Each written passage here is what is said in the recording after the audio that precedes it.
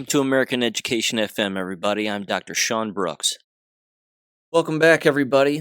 All right, I've got three education stories here, a couple of jab-related things as well, a little bit of audio to play toward the end of that, and then I've got a little portion of a book that is free online on PDF, and ironically enough, this particular book is also on the CIA's website, and it's one that I've referenced in the past and one that I've read many years ago, and it's even more relevant today than ever before, but I highly recommend that people read it, and I'll get into that book a little bit later because, of course, Disney is in the news, with Disney going completely woke more than they already are, but they're not even bothering to hide it anymore, which is rather interesting, I think. So, as far as education goes, let me jump right in here. This was tossed to me by Cicely from New Mexico, who has been a guest on the show. And she, of course, left the education business, and God bless her for doing it. She would not wear the mask, refused to take the jabs, was tired of being bullied, and said, forget it, I'm going to homeschool my child, and that's the way it's going to be, and they've never looked back. So God bless them for it, and they sent me this particular article, always relevant when it comes to whistleblowing. It comes from krqe.com, and it's titled, Las Vegas Teacher Alleges She Was Fired for Whistleblowing. Now, I've mentioned whistleblowing on a regular basis on this podcast before I get into this article, and I, of course, was one. There are many. And the business of whistleblowing is one of those subjects, again, that occurs on a daily basis within American K12 schools. And it's the whistleblowers who are, again, typically the most morally sound people within any working environment. So people need to understand, again, and I've written about this at length in all of my books, but specifically within the book, Violence Among Students and School Staff. The business of adult bullying and bullying in the workplace is constant. Again, in particular within K-12 schools and certainly within higher education. This is also one of those subjects where when an individual is training to be a teacher, very rarely to never are they instructed on all of the research that exists regarding bullying in the workplace, again, specifically within K-12 environments. They just assume that all of these people who work in these environments are going to be adults and they're all going to get along. And they're all just going to have nothing but students' best interests at heart. And that is not true. The bullying does not just exist, again, between students within these environments. It is between the employees themselves. And it's disgusting and it's awful. And there are certain states, of course, that have more bullying-related laws and harassment-related laws than others. But again, if you still work in these environments, I highly recommend looking up what those laws are, what those codes are regarding bullying and harassment within the workplace, and using them to your advantage. And again, one of the things that I've written about on a regular basis when it comes to whistleblowing or the way that a person is treated within a workplace is you have to document everything. Every single day that it happens. The date, the time of day, the location within the environment, the names of the people involved, what was said, and then how it is that it made you feel at the time. And you keep all of this information constantly. I myself did it constantly when I was a school teacher. And when it was all said and done, I must have had at least 250 plus pages of information on the people that I was working with, because the things that they were doing and the way that they were treating students was beyond disgusting. So back to this story here again, we're talking about Las Vegas, New Mexico, and it says, quote, a former high school volleyball coach has filed a whistleblower lawsuit against Las Vegas City Schools, saying she was fired for speaking up about coaches harassing female students, something her attorney hopes sends a message to the other districts across the state. Quote, gender bullying and harassment of students in high school athletics. Those days are over. Those adults that abuse their positions of power over students need to be held accountable, said attorney Jacob Shandarelia. No way on that one. Let's see. It says former Robertson High School head volleyball coach Stacy Fulgenzi says in April of 2019 she was approached by a female athlete on the tennis team who told her they were being verbally harassed and treated unfairly. Fulgenzi says she went on to send an email to district administrators about the allegations. 3 weeks later, she says she was demoted and moved to the middle school. Then in November of 2019, she was fired after a school fundraiser. She claims it's because the money raised was not deposited into the district account within 24 hours, something her attorney says is bogus. It says, quote, because at the same time, they claim my client violated this 24-hour turnover policy, another male coach in the district did the same thing. In fact, held a fundraiser and didn't turn the money over for at least a week, her lawyer said.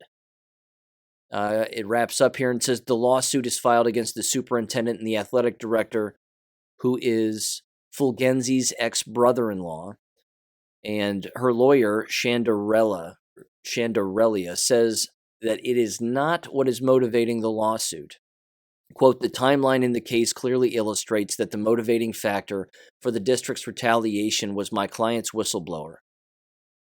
3 days after she first blew the whistle, she was demoted, and within months, she was fired. She is seeking 2 times the amount of back pay and other damages. The coach is also asking to be reinstated, but she is now a coach at West Las Vegas High School. KRQE News 13 reached out to the district for comment, but has not heard back. Okay. What is interesting about this is this really is a direct case study on bullying within the environment, within a school environment. When an employee does what they're contractually obligated to do by reporting, again, harassment, mistreatment, whatever it is, to district officials, the district officials, by law, based on their own contracts, are supposed to investigate. They're not supposed to squash it, they're not supposed to keep it quiet, and they're not supposed to move the person who's making the allegation. They're supposed to just investigate. And if that again means you talk with this particular teacher, you ask for names, documentation, what was said, XYZ, then the right thing should happen. The problem is that this story exemplifies what happens 9 times out of 10, which is you will have the entire school district squash it, keep everything silent, move a particular teacher, again, who is making the allegation or filing the complaint, basically, and the actual abusers themselves just remain. Again, even if students themselves were being harassed or bullied or physically hit or whatever it may be, in many cases the district covers that up too. Why is that the case? Because public image is their number one concern and always has been. I've said that on numerous occasions. It is not going away. What is interesting about the time that we're living in now, however, is that they're trying to justify their public image now, because their public image as an entire business and profession is so disgusting that they have to do whatever they can now to rationalize their own disgusting behavior by calling it inclusive or equitable and all these other words that they use. I mean, that's the environment in a nutshell. And it's remarkably horrible, again, that excellent teachers and morally sound individuals are treated this way within the environment. They turn to all the appropriate people that they're supposed to. And yet, unfortunately, the individuals who are above them in the so-called chain of command don't do what they're obligated to do. Again, both contractually, which of course is a legal document, so they have to do it by law. Not to mention, again, child endangerment, harassment, these things are crimes. And when these school environments and the administrators who participate in such activities, teachers included, I mean, you can pick anybody within the environment. When these kinds of things occur and the right thing does not happen, that will weigh on the mind of the individual who has exhausted numerous outlets and has done everything that they believe that they're supposed to do. I feel bad for this teacher clearly, but even them leaving the school district and finding a job somewhere else, that's relatively common as well. And then they show up at at another school environment and they say, "Well, why did you leave?" And they say, I mean, the best thing to say in those situations is just be honest. It was a bullying environment. There was a lot of bullying going on, and there were people being picked on constantly and being yelled at and whatever else. And I wanted nothing to do with it. I reported it, and then I was the one that got moved. It's sad, but this again is one of the reasons why it is the degenerate environment that it is. The people at the top know each other, they protect each other. In many cases, they sleep with one another, they're related to one another, and the nepotism that runs up and down the entire profession, in particular within specific districts. It's unfortunate again because we hope that the people within these positions are going to do what they're supposed to do. And what they're supposed to do, again, is crystal clear. But they just don't. Many of them just don't. The last thing that they want is to have any kind of a public lawsuit. The last thing that they want is their names in the paper for anything negative. And again, I've been over it before in the past on numerous occasions. This is exactly when they start dishing out awards for one another. And all of a sudden, an administrator receives some kind of a humanitarian award, or an abusive teacher receives a Teacher of the Year nomination, or wins Teacher of the Year in XYZ. It's a lockstep process. But again, as simple as this article is, it really is a perfect snapshot as to what goes on within these environments. And how the individuals who are being targeted for doing the right thing are actually treated. So, again, it's remarkably sad that that's the case, but it's more common than you could possibly imagine. Here's the next one. This comes from the Gateway Pundit, and it's titled, "Pennsylvania Judge Orders 5 Democrat School Board Members Immediately Removed Over Mask Mandate." Now, I like this. For a variety of reasons, as you might imagine, and everybody should like this. Before I start reading this, there is a common thing that does occur too, which should be mentioned, and that is that, at least it's this way in the state of Ohio, one of the easiest ways to remove an entire school board and all of the school board members, including sometimes the superintendent themselves, is to be a failing school district academically. If they grade poorly based on state standards, the State Department of Education will show up and they will clean house. They can move administrators around, they can fire administrators at will, and they can completely take over a school board. And they themselves, as State Department of Education employees, take over the school board and inhabit those positions themselves while the entire school board is kicked out. And they can no longer run, by the way. I mean, they're basically told, don't ever run again for these positions. The way that you've acted and the things that you've done in the past will be used against you, and so on and so forth. So academically failing schools are usually a very quick way of getting a State Department of Education to show up and just eliminate people and eliminate positions, which is fine by me. I mean, I like that, and that should happen. With all of the laws that have been broken here over the last couple of years, again, regarding playing doctor and giving out medical advice and gagging children, I'm happy to read this because this is one of those things, again, that should be happening more often. So it says the following. It says, quote, "A judge in Pennsylvania ordered to immediately remove from office the 5 school board members in Chester County School District who voted to make masks mandatory at the beginning of the school year.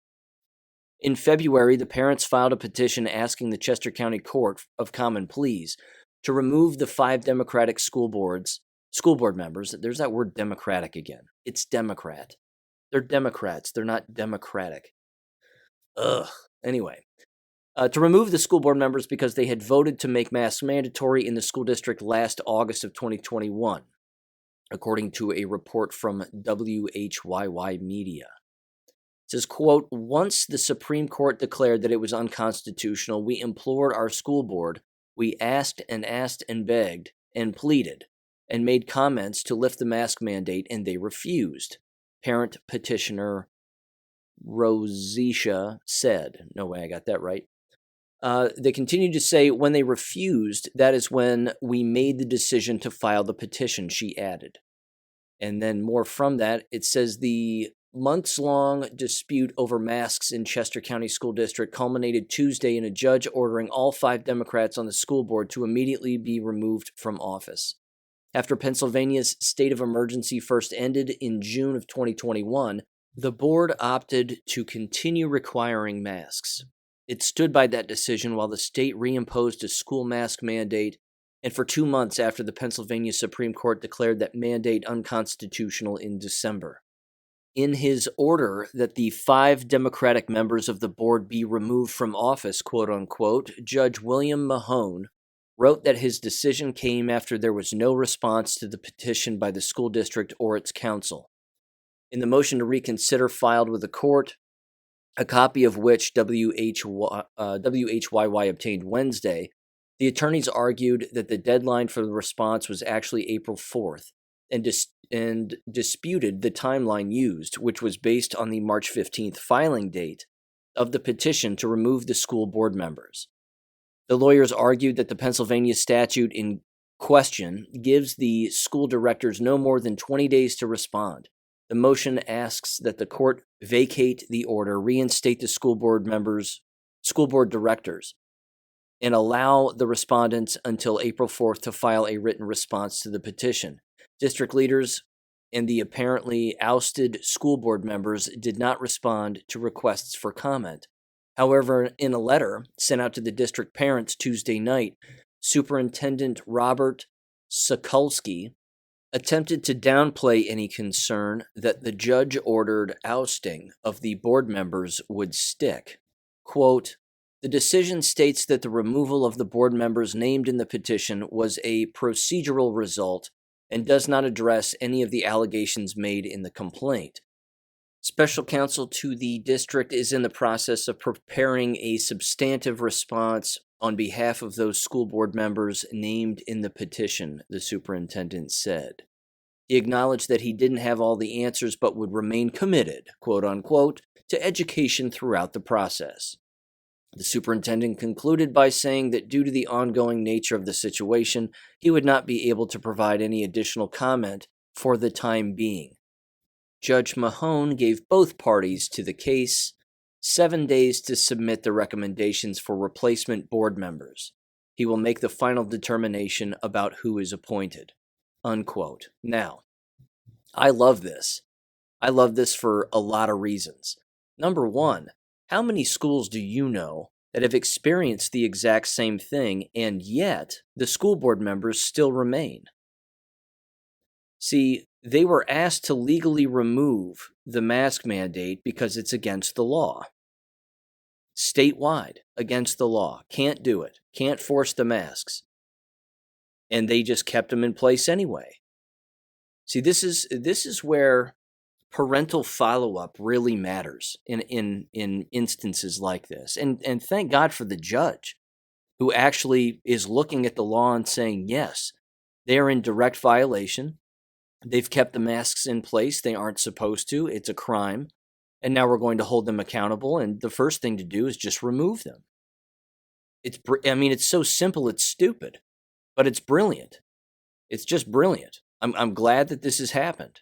And again, like I've said, in lockstep fashion, the school district lawyer is saying, no, they can't do that. I mean, these district lawyers are disgusting. They're absolutely disgusting. These are the kinds of people, again, that are defending the drag queen story hour time and the LGBT whatever alphabet soup, rainbow stickers on the doors and flags waving underneath or above the American flag outside of the school and so on and so forth. These are the lawyers that are defending all of that.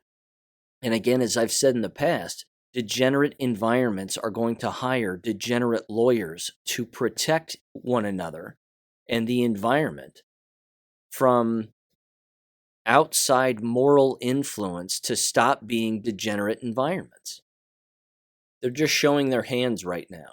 These environments and the people who work within and the entire administrative wing, so to speak, they're just showing their hands. They're showing everybody who they are, what they represent, what they stand for. Again, just like the whistleblower story. Going after the best to demonize the best. When you do that, what remains? The exact opposite of that remains. If you're getting rid of the best, then you're keeping the worst. If you're keeping and protecting the worst, again, then what does that say about you and the larger environment? So, I don't know. It's a action reaction. It's just basic action reaction. And speaking of action reaction, here's the last education story I have here. Also awful. This comes from The Conversation, theconversation.com. And it's titled, the subtitle below this outlet is Academic Rigor with Journalistic Flair. So, yeah, not sure how this is going to turn out, but this particular article is disgusting because of what's being promoted here. It's titled, quote, "I no longer grade my students' work. I wish I had stopped sooner." And this is written by Elizabeth Gruner, or Gruner, not sure how to spell that or pronounce that rather, professor of English at the University of Richmond. And here's what she wrote.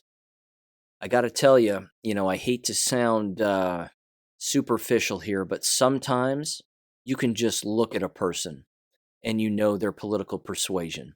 You know what I mean? You can just look at them and you're like, oh no, this won't be good. So here's, it's ridiculous. So here's what it says. It says, quote, "I've been teaching college English for more than 30 years. Well, if that's true, then you should retire. It says the following. It says, 4 years ago, I stopped putting grades on written work, and it has transformed my teaching and my students' learning. My only regret is that I didn't do it sooner." Okay, see the first paragraph. No, you just got dumber and you got more lazy. That's all. That's all that means. It's not, there's no scientific analysis that needs to be done or academic papers that prove, what it is that you've decided to do here. You've just gotten lazy. That's all. You're just sitting around talking with students and then checking off boxes that they did something. I don't know. It continues, and this is kind of lengthy, but trust me, it's worth it. It says, quote, "Starting in elementary school, teachers rate student work, sometimes with stars and check marks, sometimes with actual grades. Usually by middle school, when most students are about 11, a system of grading is firmly in place. In the United States, the most common system is an A for superior work through F for failure, and E almost always skipped." Ha ha ha, that's funny. Anyway, it continues, and it says this system was widely adopted only in the 1940s, and even now some schools, colleges, and universities use other means of assessing students. But the practice of grading and ranking students is so widespread as to seem necessary, even though many researchers say it's highly inequitable. Uh-oh, there's the first word, inequitable. It continues, it says, quote, "For example, students who come into a course with little prior knowledge earn lower grades at the start, which means they get a lower final average, even if they ultimately master the material. Grades have other problems. They are demotivating, they don't actually measure learning, and they increase students' stress." Here you go, because it's all about feelings now. It continues, and it says, "During the pandemic, many instructors and even whole institutions offered pass-fail options or mandated pass-fail grading." Now I'm going to stop it there real quick. God, this is just mind-numbing. The reason that they did that, offered pass-fail, was because everybody took a vacation. Everybody took a thinking vacation during that entire time with the online learning and the sometimes coming to class and sometimes not, it would have created way more work during the pseudo vacation time that these quote unquote educators were taking. I've said it before. You give an educator a snow day, they want 20. You give them an inch, they'll take a mile. You tell them they don't have to do their job all of the time, they're going to do whatever they have to do to not do their job all of the time. It's awful. Okay, so it continues. It says, they did so to reduce the stress of remote education, and because they saw the emergency disruptive to everyone was disproportionately challenging for students of color. Many, however, later resumed grading, not acknowledging the ways that traditional assessment can both perpetuate inequity and impede learning. I'm starting to throw up in my mouth as I'm reading this. Sorry, it's a little graphic. It continues. It says, I started my journey toward they're always taking a journey too, aren't they? What is it with these journeys? I've never said that in my entire life. Not ever. I've never used that phrase. This is my journey. I long and yearn for a journey. I've never said that. Who says this? Leftist whack jobs. That's who. Okay, starting over. It says, I started my journey toward what's called ungrading, quote unquote, before the pandemic. Ungrading. In continuing it throughout, I have seen the effects which are like those observed by other researchers in the field. Okay. I love the blanket statement of other researchers do it, so it must be logical. It continues. It says 3 reasons. I stopped putting grades on written work for 3 related reasons, all of which other professors have also cited as concerns. First, I wanted my students to focus on the feedback I provided on their writing. I had a sense backed up by research, that when I put a grade on a piece of writing, students focus solely on that, removing the grade forced students to pay attention to my comments. Second, I was concerned with equity. Well, of course you were. It says, for almost 10 years, I have been studying inclusive pedagogy, which focuses on ensuring that all students have the resources they need to learn. My studies confirmed my sense that sometimes what I was really grading was a student's background. Students with educational privilege came into my classroom already prepared to write A or B papers, while others had not had the instruction that would enable them to do so. The 14 weeks they spent in my class could not make up for the years of educational privilege their peers had enjoyed. Holy God. Oh my God. You see, I'll tell you what, that right there, that sentence, those 2 sentences right there, exemplify the mind frame of these nutbags. 100%. 100%. It's impossible now for a person to be smarter than someone else. They just call it privilege. No, maybe they're just smarter. Maybe they just have, an innate ability that some of your other students don't have. While some students are over here screwing around, doing God knows what in their spare time, maybe there's some other students over here who are, again, innately more intelligent. Maybe they read more, maybe they write more. That's not privilege. It has nothing to do with that. I've met individuals, as I'm sure we all have, who are wealthy, come from very good families, and they are dumber than a bag of forks. That happens all of the time. So where's the privilege there? This is disgusting. This professor is disgusting, but many of them are.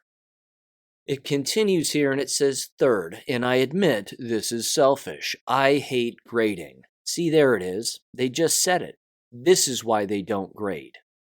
They just admitted it. Last paragraph of this short little section, I hate grading. There you go. which means everything else you're saying is just justifying you not liking to grade things anymore. It says, I love teaching, though, and giving students feedback is teaching. I'm happy to do it. Freed from the tyranny of determining a grade, I wrote meaningful comments, suggested improvements, asked questions, and entered into a dialogue with my students that felt more productive. That felt, in short, more like an extension of the classroom. Ugh, more feelings. It continues. So buckle up, ladies and gentlemen. It says it's called ungrading, quote unquote. The practice that I adopted is not new and it's not my own. It's called ungrading, though that's not entirely accurate. At the end of the semester, I do have to give students grades as required by the university. Oh, what do you base those on then? It says, but I do not grade individual assignments. Instead, I give students extensive feedback and ample opportunity to revise. At the end of the semester, they submit a portfolio of revised work along with an essay reflecting on and evaluating their learning. Like most people who ungrade, I reserve the right to change the grade that students assign themselves in that evaluation. But I rarely do, and when I do, I raise grades almost as often as I lower them. Wow. Wow, now I'm starting to get a headache.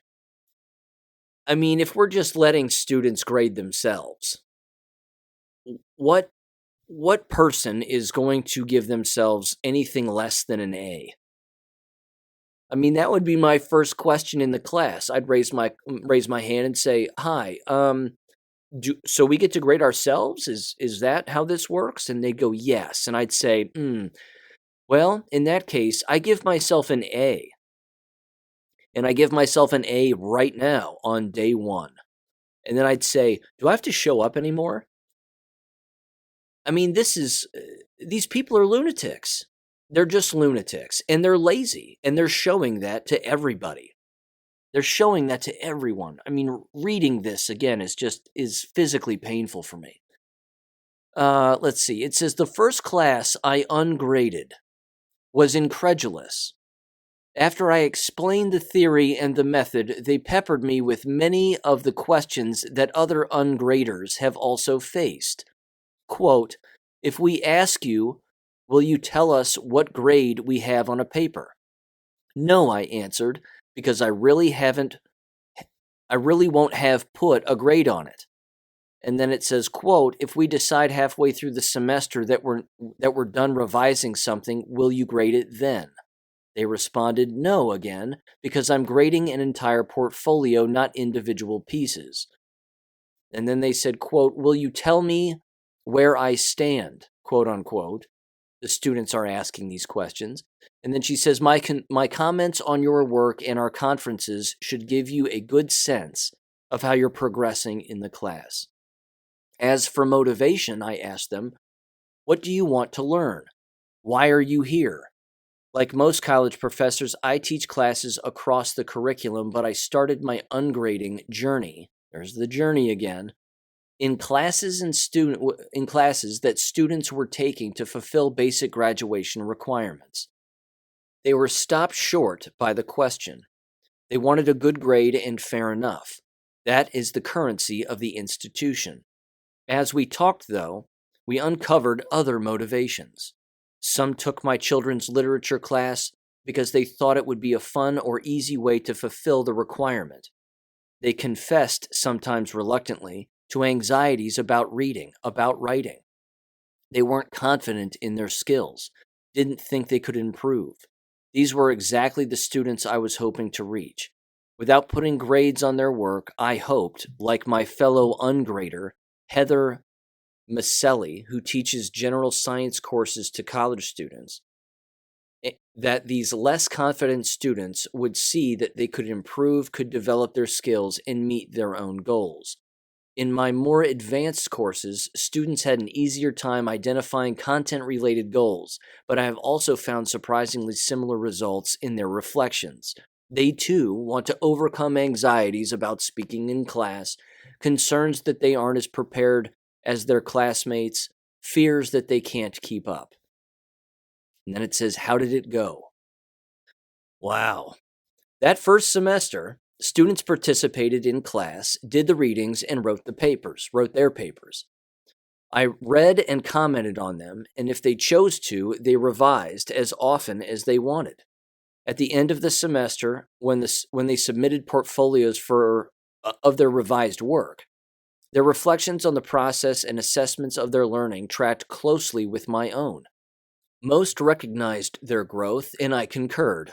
One student, a senior, thanked me for treating them like adults.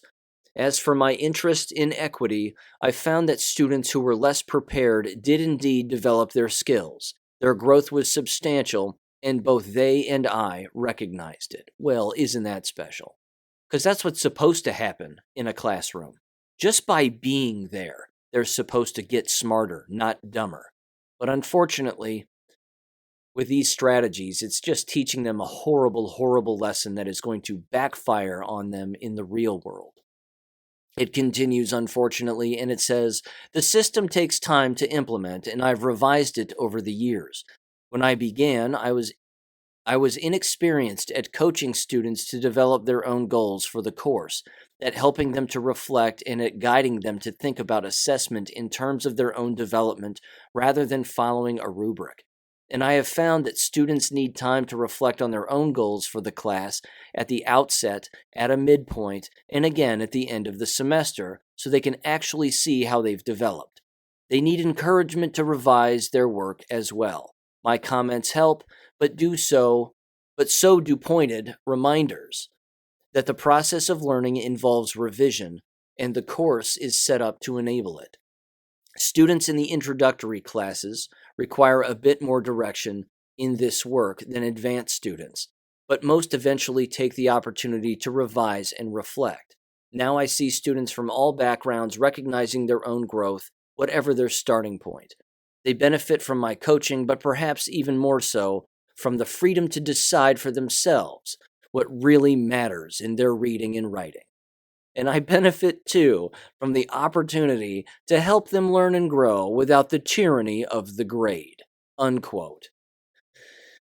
I lost at least 10 IQ points reading that. But this, again, is the larger point in the larger picture of how awful these environments are. And it's worth noting, the vast majority of college and university professors have never been teachers formally before they take the position of teaching. They are not former K12 teachers within these university environments. Only those within the teacher education profession tend to be actual former K12 school teachers, which means for the very first time as a student, you're sitting in front of in a college or university classroom setting, in front of an individual who's calling themselves a professor, and yet they've never taught a day in their life. They may or may not know their subject matter, but they are not a formal instructor. They do not have classroom management skills typically. They do not know how to organize material typically, let alone deliver it and have, again, classroom management skills on how to communicate with students. Now, it's not all of them. There are some excellent professors out there, of course, who have never taught a day of K-12 school in their life, and that's great, and I know that they exist. But the vast majority, again, come in as a subject-specific individual, and then they attempt to teach said subject to a group of people who, again, students, typically don't understand that the person who's in front of them, their professor, has really never spent a lot of time actually teaching. That's why you end up with professors like this who have been around for 30 plus years and are all of a sudden saying, I don't like grading. I don't want to do it anymore. It's not fair to people because some people know more than others and grading's not fair. It's laziness. It's the fastest way to describe it.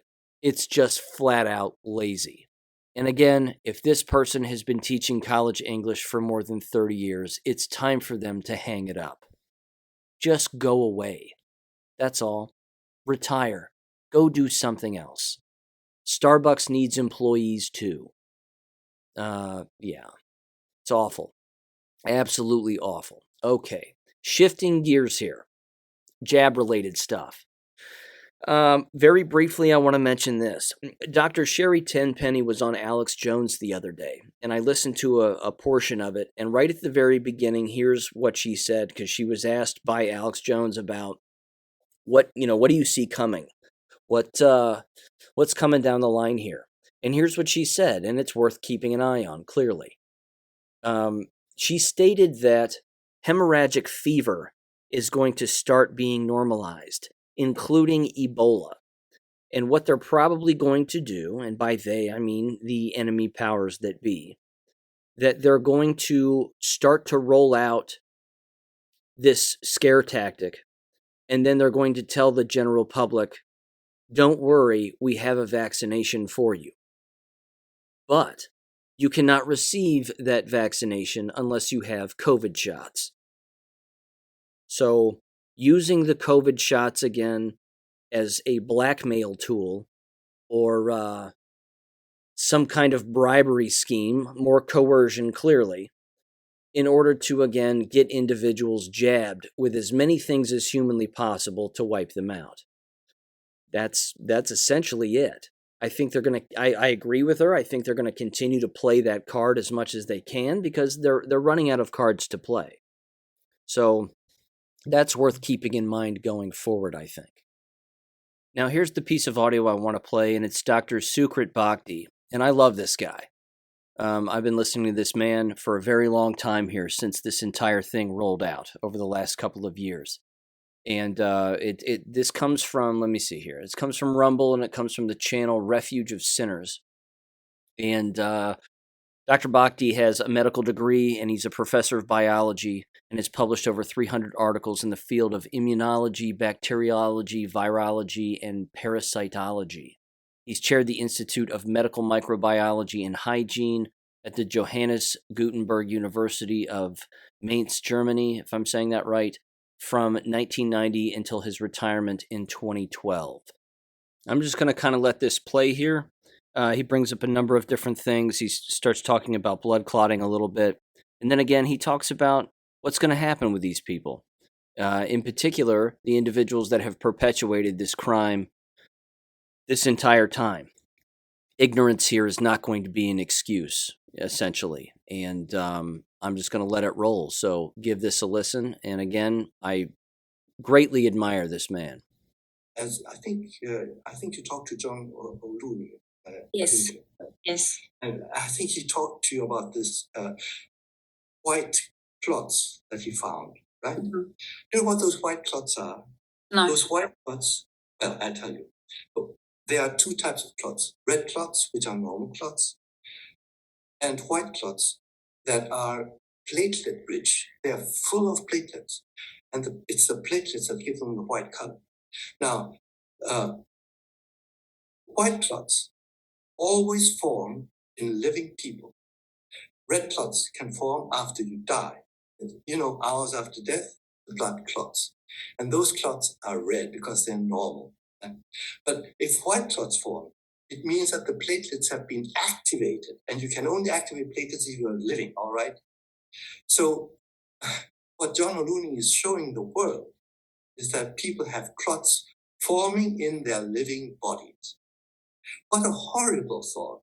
And they form all over the place in your body, in the small vessels, and they will never be seen by clinicians because you can't find those clots. They're too small. And now, I get into a rage when I talk about this. People are tampering with God's word. And as they continue to do so without, I'm a Buddhist. The Buddhists say, if you do good, you will reap. If you do evil, you will cry. And you, Christians, say, if you do this, you are going to go to hell and you're going to stay in hell. And I tell you, if there is a hell, you guys who are behind this whole agenda are all going there. We don't have to do anything. You just wait until your time has come. And this is what I said in my last symposium closing talk. I think of my closing words. You are going to now become the hunter. You, the perpetrators. And you, who have been hunting us, are going to be hunted now, because the world is going to realize what you have been doing. And there is no excuse for this. Either you turn back now, or it's going to be too late. And that time is approaching. I just wanted to point out with those the 15 patients that originally that Dr. Burkhart worked with, it was all 4 of the gene therapy vaccines: Pfizer, Moderna, J&J, and AstraZeneca. Yeah. And sure. some had only had 1 shot. Right. Very good. You really. Yeah. I have got it in front of me. I've got it in front of me. So yeah, which is alarming. And what I wanted to say to you is, have you ever seen anything like this before, where the lymphocytes attack your own body like this? Well, yes. Well, this is actually typical of autoimmune disease. All right. So you have autoimmune hepatitis, then you have the lymphocytes attacking. But what you do not have in autoimmune disease is you don't have the heart and the liver being attacked in the same person. All right. And this combination of different organs, different sites, having immune attack on the vessels and the surrounding tissues is unique. It has never been seen in medicine. And that is why we know that it must be the vaccine. Throughout that particular interview, too, he continues to just be remarkably disappointed and perplexed at the number of individuals that are still receiving these shots. Again, they must be just glued to their televisions all of the time. They must just live in a particular bubble where they're just believing everything that they're hearing regarding any benefit when there is zero benefit. Again, that's brainwashing on a completely separate level there. But you can clearly detect Dr. Bhakdi's disappointment and frustration with countless individuals that just are not seeing what's going on here. And you can tell he's beyond frustrated in a lot of the things that he's discussing. But there is that. And again, this is something that is so unique that it's never, again, as he even stated, has never been seen in medicine before. Again, in autoimmune conditions, maybe one particular body system will be attacked, or maybe 2, but not every body system at the exact same time within the same person. That's alarming stuff. So here's the last thing I want to read. And again, this is shifting gears as well. But as we all know, sort of Disney has been in the news as of late because all of their employees have sort of come out of the closet, so to speak, and are responsible for, of course, pushing their satanic and perverted agenda. People need to understand the history of Disney. And I think that is worth bringing up and worth mentioning. So here's a particular book, again, that I've referenced in the past and made mention of in the past. And it's a book titled The Bloodlines of the Illuminati, or Bloodlines of the Illuminati, rather, by Fritz Springmeier. I read this book. Again, it's free PDF download. You can download it right off the internet for nothing. It's, in fact, even on the CIA's website and the FBI's website, oddly enough. I'm not sure why they have it on their site, whether they're trying to point out that it might be disinformation or whatever, but I got to tell you, I read this back in graduate school, and I could not put it down. I couldn't stop reading it. It is beyond frightening. It goes through multiple families and family bloodlines and the both incestuous nature of these particular families, but then again, their more nefarious backgrounds and the things that they've done and the things that they still do, the money they have, the things they control, et cetera, et cetera. But I want to say at least the last 40 some odd pages are all about Disney. And I just want to read a particular part here. It's on page 211. And a few pages before it is where the actual Disney chapters begins. But this particular section is titled an overview. So I'm going to give this kind of a quick read here. It's just about a page and a half. Although, again, there's at least 40 pages on Disney. So here we go. It says, quote, Disneyland and Disney World are world famous and the pride of America. They are also extremely important programming centers for the Illuminati to create total mind-controlled slaves. Disneyland is also involved with providing a place for rituals, porn, and other satanic activities. In terms of deception, Disney movies and Disney amusement parks rate as one of the best deceptions. According to deprogrammed ex-Illuminati slaves, the Illuminati in the 1960s needed to shift their programming away from the military bases because too much publicity or heat was shined on the military bases. Their goal was to have some place that people from all over the world could come to without raising any suspicions, and a place which would be the perfect cover, for many of their criminal activities. According to a witness, the Illuminati programmers got a big laugh out of using Disneyland as their major Illuminati base for criminal activity.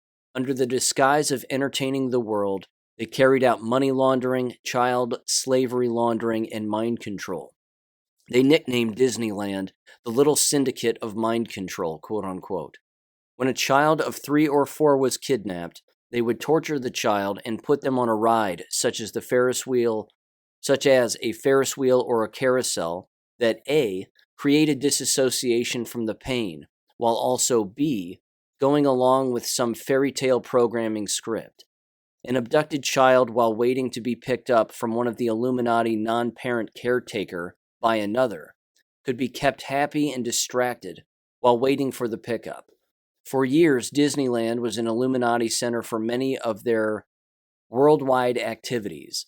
Now Disney has created other sites around the world, such as Euro Disneyland, 20 miles east of Paris, and Tokyo Disneyland.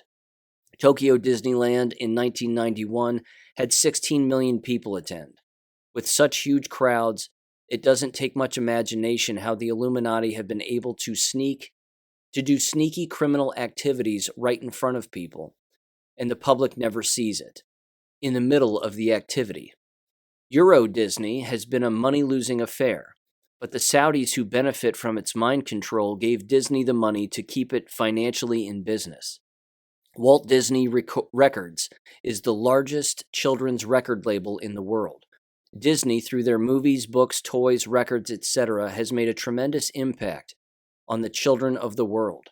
Their movie return from Witch's Mountain was one of the most powerful witchcraft promotions ever made. DuckTales, which has deliberate monarch mind control triggers written into the script, is also broadcast in Poland and the former USSR. From the time of the Roman Empire, at least if not before, the oligarchical leadership, who have been in control of both the mystery religions and European aristocracy, have known about bread and circus. Bread and circus refers to the concept that if the masses of people are given entertainment and food staples, then they are easy to control. Walt Disney movies have played a key role in providing entertainment for the masses to ensure Illuminati control. Walt Disney's friends, the Masonic prophet H.G. Wells, in his book A Modern Utopia, that there would be lots of shows in the New World Order. The World Future Society, in a book review in their publication Future Survey Annual, 1993 edition, Michael Marin, Bethesda, MD, World Future Society, page 9, describes Disney, quote, control of commodities such as entertainment and access to commodities translates into control over people. The postmodern U.S. in a massive rush of disconnected commodities, each seeking a moment of our attention, quote unquote. The world of commodities is our soma. The entertainment is the current form of public discourse. Walt Disney World, spread over 27,400 acres of Central Florida swamp and scrub forest, is the most ideological important piece of land in the U.S. What goes on here is the quintessence of the American way. It is visited by over 30 million people a year, not only the major middle class pilgrimage center in the U.S., but by far the most important entertainment center in the world. It is clearly Oz, utopia as a marketing device, unquote. Two Disney brothers, Walter Elias, and Roy O. Disney, have been at the center of the creation of the amusement parks and popular Disney films. In more recent times, two other men, Eisner and Katzenberg, have been notable at Disney. Eisner and Katzenberg, as well as others, will be discussed later. One of Disney's directors, Victor Salva, was convicted of molesting a boy and filming one of the sexual molestations. Recently, Disney director Salva produced the Disney movie Powder. Victor Salva's sexual molestation conviction was covered by newspaper articles such as Robert W. Welkos of the LA Times in newspapers such as the Oregonian, Wednesday, October 25, 1995. A section. The impact of the Disney brothers is monumental. Mickey Mouse t-shirts can be seen being worn by natives all over the world. Disney World and Disneyland are the quest for a large segment of humanity, who often esteem these amusement parks as the highlight of their life. What is highly esteemed among men is an abomination to God according to the Word of God. The Bible arbitrarily makes this claim, but sadly, research by this author over the years proves that a close examination of Disney and mankind's esteem for Disney things does vindicate the biblical expectation. In other words, as readers of this article will find out, behind the appearance of wholesomeness of the Disney brothers and their creations lays abominations. Some of the most grotesque aspects of generational occultism the world has ever seen. Disney's Magic Kingdom has become an American institution that impacts people all over the world from cradle to grave. Unquote. I'm going to link the website where you can download this PDF for free. Again, I believe that the Disney chapter starts on page 202 if you're interested in just reading that. However, I recommend you read the entire thing. I'm telling you, it's going to be very difficult for you to put it down once you start reading it because it really is frightening. And it's interesting as well. And I got to tell you, it's one of those history lessons you're never going to learn in school. And for me, that's always worth it. And again, people can say whatever they'd like about it. They can try to discredit it if they want.